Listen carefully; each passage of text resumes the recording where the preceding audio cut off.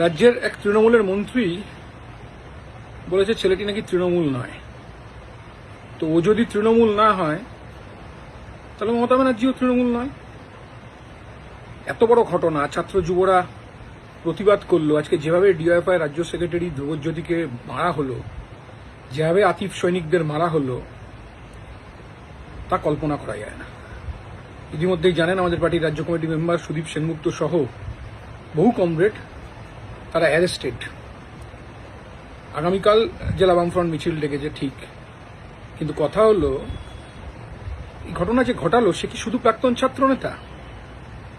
তার ফেসবুক প্রোফাইলে দেখা যাচ্ছে ফর্মার টিএমসিপি ইউনিট প্রেসিডেন্ট। এরাই তো গোটা রাজ্যে এখন রত্ন। এই ছেলেটি নাকি কলেজের কর্মচারী, মানে শিক্ষাকর্মী। কে বলছেন? প্রিন্সিপাল। প্রিন্সিপাল বলছেন যে একে নাকি ৪৫ দিনের জন্য করে করে করে করে ওকে অ্যাপয়েন্টমেন্ট দেওয়া হয়। আচ্ছা, ওই কলেজের এখনো গভর্নিং বডি প্রেসিডেন্টের নাম কি জানেন? কেউ জানেন? ওই কলেজের গভর্নিং বডির প্রেসিডেন্টের নাম অশোক দেব।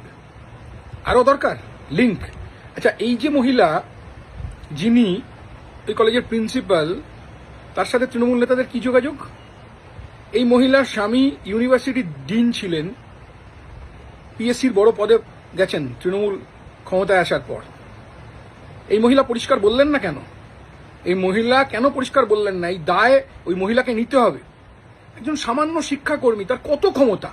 সে গার্ডের ঘরে ব্যবহার করে, পেটোয়, গার্ডদের পেটোয়, গার্ডদের মারে, হুমকি দেয়। এই ছেলেটি, আমি বলছি আবার, এই ছেলেটি যদি তৃণমূল কংগ্রেস না হয় তাহলে মমতা ব্যানার্জিও তৃণমূল কংগ্রেস নয়। আর আজকে ছাত্র যুবদের স্যালুট, আজকে ছাত্র যুবদের যে বিক্ষোভ, this is the true spirit of SFI DYFI.